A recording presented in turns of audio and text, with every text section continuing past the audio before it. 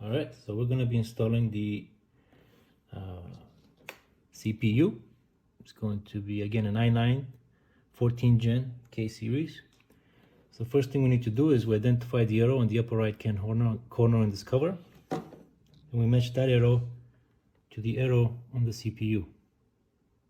Okay, so we're going to open it.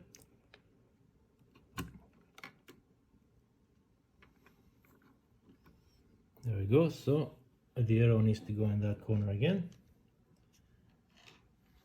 and these little notches need to match those notches. Notch 1, notch 2, notch 1, notch 2.